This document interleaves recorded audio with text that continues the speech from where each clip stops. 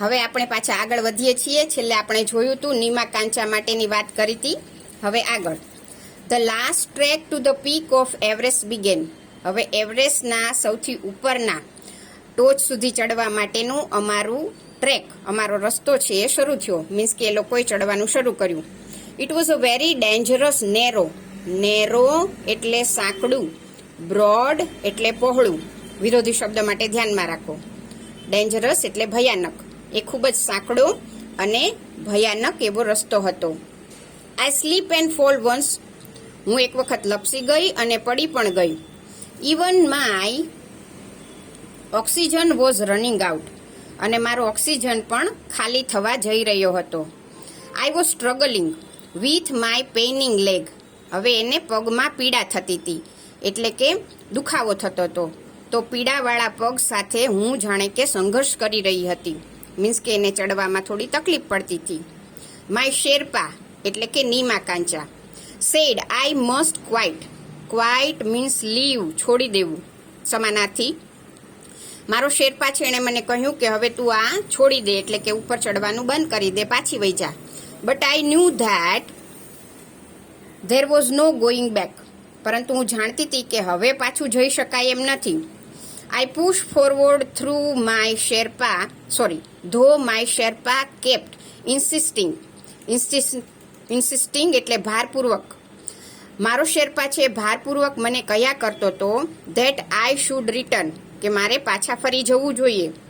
But I have enough oxygen to reach the summit and હોઇસ્ટ the countries flag. પરંતુ મેં કહ્યું કે I have enough એટલે પૂરતો ઓક્સિજન, એટલે પણ મેં કહ્યું કે મારી પાસે પૂરતો ઓક્સિજન છે અને સમિત એટલે શિખર, અને શિખર ઉપર જઈ અને મારા દેશનો ધ્વજ છે એ હું ફરકાવીશ. What happens afterward doesn't matter anymore. અને ત્યાર પછી જે કંઈ પણ થાય કોઈ વાંધો નથી. આઈ ટોલ્ડ નીમા કાંચા ફર્મલી એટલે દ્રઢતાપૂર્વક.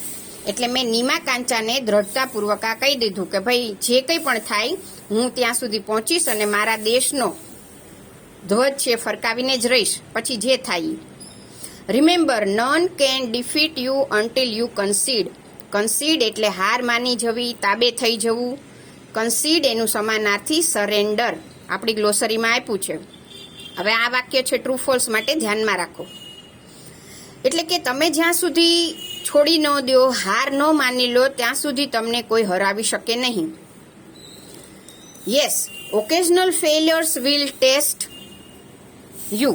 હા, ક્યારેક આપણે નાસીપાસ થઈએ તો એ તો આપણી કસોટી હોય છે. બટ કીપ ટ્રાઇંગ, પરંતુ પ્રયત્ન કરવાનું ચાલુ રાખો. Some doors of opportunity means chance, તકના કેટલાક દરવાજા તો ચોક્કસ ખુલે જ જો પ્રયત્ન કરીએ તો. Then I could see him following me even as I continued to drag myself to the top.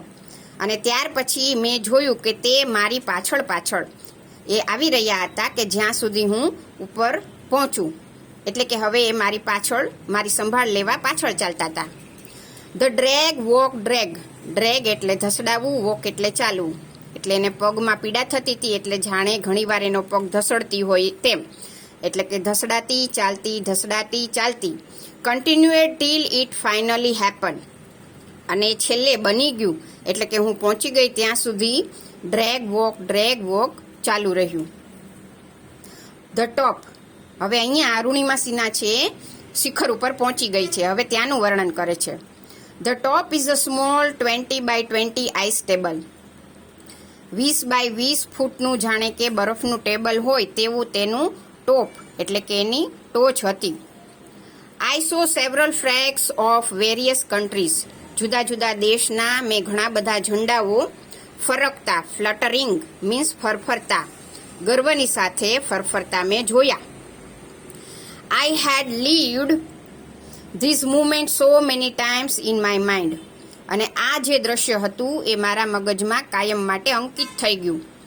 That I did not have to be told that finally I had arrived. કે મારે મારા મારી જાતને કહેવાની જરૂર નથી કે હું ત્યાં પહોંચી ગઈ છું. મીન્સ કેટલું સરસ દ્રશ્ય હતું કે એ ખૂબ ખુશ થઈ ગઈ. એટ 10:55 AM, આ સમય યાદ રાખજો, સવારે 10:55.